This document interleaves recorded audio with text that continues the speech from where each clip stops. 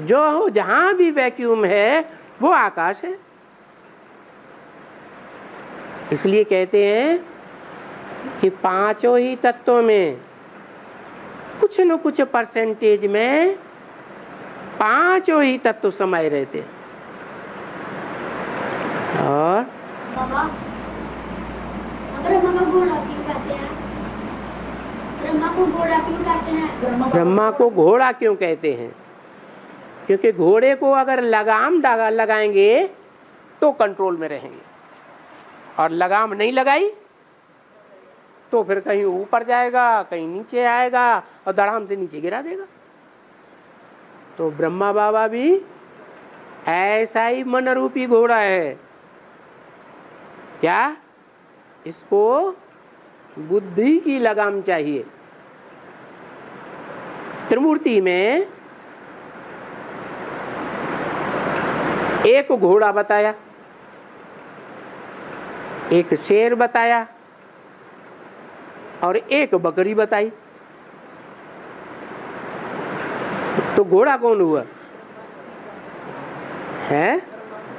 ये ब्रह्मा ही मन रूपी घोड़ा है। और जो तीसरा नेत्र है वो बुद्धिमानों की बुद्धि शिव नेत्र है।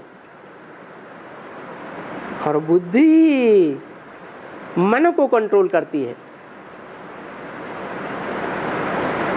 मन सारी इंद्रियों को कंट्रोल करता है, लेकिन मन को कौन कंट्रोल करता है? बुद्धि रूपी तीसरा नेत्र उसको कंट्रोल करने के लिए चाहिए।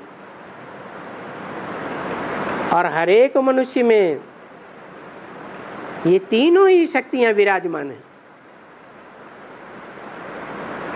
हर एक के अंदर मन है कि नहीं है? इस जन्म के और पूर्व जन्म के संस्कार हैं या नहीं है? संस्कार शक्ति और बुद्धि भी है या नहीं है? बुद्धि और मन में क्या फर्क है? मन संकल्प विकल्प करता है और बुद्धि फैसला करती है कि विकल्प क्या है और संकल्प क्या है, सत्संकल्प क्या है। अच्छे बुरे का फैसला करने वाली बुद्धि है। ये मन फैसला नहीं कर पाता। इसलिए हर एक मनुष्य आत्मा को मन को कंट्रोल में करना जरूरी है। ये मन रूपी घोड़ा कंट्रोल करेंगे तो ये सारी इंद्रियां जो उच्छृंखल हो जाती हैं, अपना भोग सामने देख करके अंधी हो जाती हैं, बलात्पूर्वक कार्य कर लेती हैं और मनमाना काम कर लेती हैं, कराए लेती हैं, वो सब बंद हो जाएगा। इसलिए गीता में कहा है कि इंद्रियां बड़ी प्रबल हैं और इंद्रियों से मन प्रबल है। मन से भी बुद्धि प्रबल है। और बुद्धिमानों की बुद्धि भी कौन है? ओ शिव बाबा। ऐसा एक पूरा श्लोक आया है। तो बुद्धि को जो ताकत मिलती है वो किससे मिलती है? शिव बाबा की याद से ताकत मिलती है। इसलिए जो तीव्र पुरुषार्थी शंकर को दिखाया है याद में, उसको तीसरा नेत्र दिखाया जाता है। वो ही शिव नेत्र है। वो शिव नेत्र का काम क्या है? अच्छे और बुरे में फर्क करना। तो बुद्धि कंट्रोल करती है मन को। ये ब्रह्मा अम्मा है या बाप है? हैं? माँ है। भले ब्रह्मा ने बड़ी से बड़ी माँ है, लेकिन यज्ञ के आदि में बाप के कंट्रोल में रही, या जब झगड़ा हुआ सिंध हैदराबाद में तो छिटक करके कंट्रोल से बाहर चली गई, कराची में चली गई है, छिटक गई। अभी क्या करना है? ये मुख्य आत्माएं हैं तीनों, जो शिव बाप के पहले पहले बच्चे हैं, ब्रह्मा, विष्णु और शंकर। तो ये काम अभी पूरा हुआ कि नहीं हुआ? क्या काम? कि बाप माँ को कंट्रोल करे, और जब कंट्रोल कर लेता है तो नाक में क्या डाला जाता है? नथनियाँ डाली जाती है। ये भी मन रूपी ब्रह्मा है। अगर इसे कंट्रोल न किया तो रिजल्ट क्या होता है? नीचे जाएंगे या ऊपर जाएंगे? नीचे जाते। इसलिए एक मुरली में कहा कि पति को अपनी पत्नी को कंट्रोल में रखना चाहिए।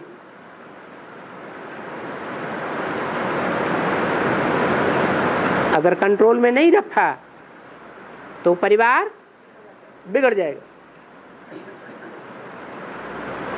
तो ये मन है, इस मन को, इस घोड़े को लगाम लगाई जाती है। इस घोड़े को बैल भी कहा जाता है। बैल को भी क्या करते हैं? बैल को भी अगर नाथ न लगाई गई तो वो खेती के काम आता है क्या? नहीं आता है। नाथ लगाई जाती है तब वो ज्ञान की खेती करता है,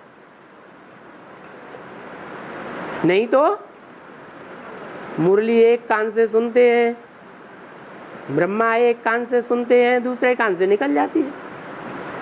क्या अंदर ही अंदर उगारी करते हैं, मनन चिंतन मंथन करते हैं? नहीं।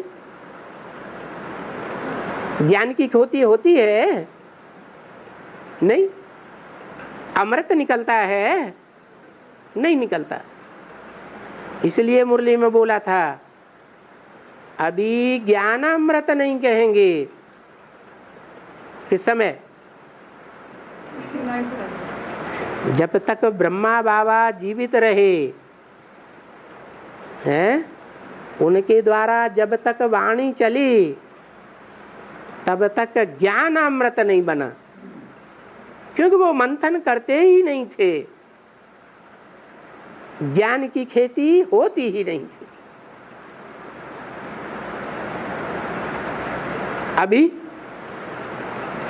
अभी क्या हो रहा है? धीरे धीरे कंट्रोलिंग पावर जैसे जैसे आती जाती है, वैसे वैसे इंद्रियां कंट्रोल में आती जाती हैं। हाँ जी। ऊपर से जो सतो प्रधान आत्मा नीचे आ रही हैं, ऊपर से जो लास्ट में सतो प्रधान आत्मा जो आ रही हैं, उनका भी नीचे का गिरने का पार्ट शुरू हो गया। इसके साथ नीचे गिरने का पार्ट शुरू हो गया संग के रंग से। आधा समय षष्ठ रूपी रंगमंच पर हर एक आत्मा सात्विक स्टेज में रहती है और आधा समय तामसी स्टेज की ओर जाती है। अब ऊपर से आने का टाइम और षष्ठी के बचे हुए टाइम को देखना है। अभी तो बहुत थोड़ा समय रह गया, अभी भी आत्माएं उतर रही हैं। तो जो भी आत्माएं अभी उतर रही हैं वो भी आधा समय सात्विक स्टेज में रहेंगी और आधा समय तामसी स्टेज में आवेंगी। रामदेव जी हैं, शुरुआत में जब उनका नाम बाला हुआ उस समय वो धंधे धोरी के काम में लगे हुए थे क्या? नहीं लगे हुए थे। फिर जब रजो प्रधान बनना शुरू हुआ तो वो भी वैश्य बन गए। वैश्यों का काम क्या होता है? बिजनेस करना, धंधा करना। और आसाराम की भी कोई भी हो, जो भी आत्माएं ऊपर से आती हैं, सात्विक स्टेज में आती हैं, पहले पहले जोर से उनका नाम बाला होता है और जैसे जैसे प्रवेश करके वो संघ के रंग में आती हैं, जिसमें प्रवेश किया वो तामसी होता है या राजसी होता है या सात्विकी होता है? तामसी होता है। उसके संघ के रंग में आने से तामसी बन जाती है। ये अंतर है मनुष्य आत्माओं के प्रवेश करने में या धर्म पिताओं के प्रवेश करने में और शिव बाबा के प्रवेश करने में। क्या? जो भी 500 करोड़ मनुष्य आत्माएं हैं, चाहे बड़े से बड़े धर्म पिताएं ही क्यों न हो, वो आते ही अपने को प्रत्यक्ष कर देते हैं। और शिव बाबा का स्वभाव ही है गुप्त रहना, गुप्त में रह करके पार्ट बजाता है, अपने को प्रत्यक्ष नहीं करता। ये क्रिश्चियनिटी शिव बाबा में नहीं है। क्राइस्ट आदि धर्म पिताओं में ये है कि तुरंत अपने को दिखावा करेंगे। बाबा, कोई भी आत्मा काले मौत मरती है तो सूक्ष्म शरीर धारण करती है। ऐसे राम वाली आत्मा की यज्ञ की आदि में अकाले मौत की मृत्यु हुई, तो क्या उस आत्मा ने भी सूक्ष्म शरीर धारण किया? कहते हैं कि देश की रक्षा के लिए योद्धाएं युद्ध करते हैं ना। तो जो योद्धाएं युद्ध करते हैं, देश की रक्षा के लिए युद्ध करते करते उनकी हत्या हो जाती है, होती है या नहीं? तो उनकी भावना उस समय क्या होती है? देश की रक्षा करनी है। अंतमते सोगते हो जाती है। इसी तरह यज्ञ के आदि में जो प्रजापिता, उसकी भावना क्या थी?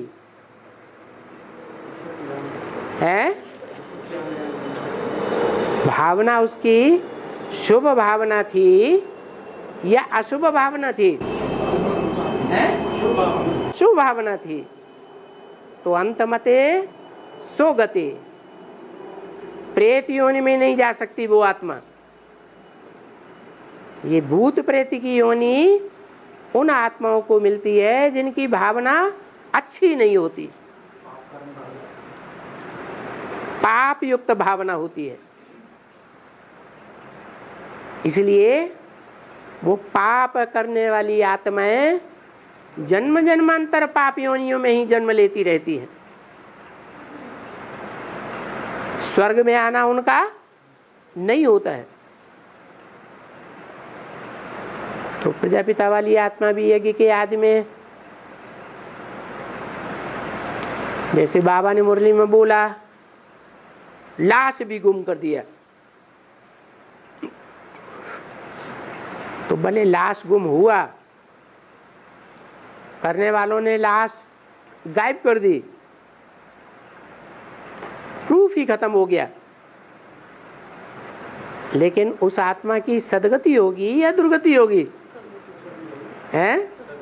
सदगति ही होगी, दुर्गति होने का सवाल ही नहीं।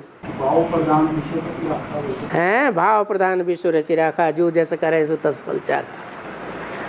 हाँ जी। अब आर्मी में कुछ लोग स्विच होते हैं जो भाव प्रति जनती को ध्यान नहीं मिलता, उनको भी सूक्ष्म शरीर, उनके अंदर भावना है ना, हम भारत के लिए, भारत देश की रक्षा के लिए लड़ाई लड़ रहे हैं। कुछ भूत जैसे बन जाते हैं। वो क्यों भूत बनेंगे? बन जाते हैं। अरे जिसके अंदर भावना है कि हम अपने देश की रक्षा के लिए लड़ाई लड़ रहे हैं, वो भावना अच्छी है या खराब है? गीता में क्यों लिखा हुआ है कि युद्ध करते करते जो मरेंगे तो उनकी क्या गति होगी? स्वर्ग में जाएंगे। हतो वा प्राप्स्यसि स्वर्गम जित्वा वा भोक्ष्यसे महिम। दोनों तरीके से उसका फायदा ही फायदा है। बाबा, लड़ाई के समय कईयों की बुद्धि तो घर में लगी रहती है, बच्चों की बुद्धि। लड़ाई के समय कई सैनिकों की बुद्धि तो बीवी बच्चों की तरफ लगी रहती है। हाँ, वो बात अलग है। वो सच्चे हैं या झूठे हैं? है? वो तो झूठे हो गए। उनको सूक्ष्म शरीर मिलेगा, हैं? उनको सूक्ष्म शरीर मिलेगा। हाँ, कि भावना की बात है। और ब्रह्मा बाबा को सूक्ष्म शरीर धारण करना पड़ा, तो क्या ब्रह्मा बाबा की भावना ठीक नहीं थी? ब्रह्मा बाबा ने बाप को पहचाना। आदि से लेकर के अंत तक, शरीर छोड़ने के समय तक बाप को पहचाना नहीं पहचाना। बाबा, दुनिया वालों को जो हम ये ज्ञान सुनाते हैं कि महाभारी महाभारत सामने खड़ा है, दुनिया का विनाश होने वाला है, भगवान आया हुआ है, नई दुनिया की स्थापना का कार्य चल रहा है, तो वो लोग इस बात को स्वीकार नहीं करते हैं कि दुनिया भी विनाश होने वाली है जल्दी। उनको बताइए आप। तो क्या वो हमें ऐसा मानते हैं कि शायद हम उनकी भविष्य वक्ता हैं? भविष्य वक्ता, क्योंकि बहुत समय से ये बातें हम दुनिया वालों को सुना रहे हैं। जब से इस ज्ञान में आए हैं तो ये पॉइंट हम सुनाते हैं कि दुनिया का विनाश होने वाला है, भगवान आया हुआ है, सब कुछ की स्थापना का कार्य चल रहा है, लेकिन दुनिया वाली इन बातों को मानने को तैयार नहीं है। तो उन्हें प्रूफ देने पड़ेंगे ना।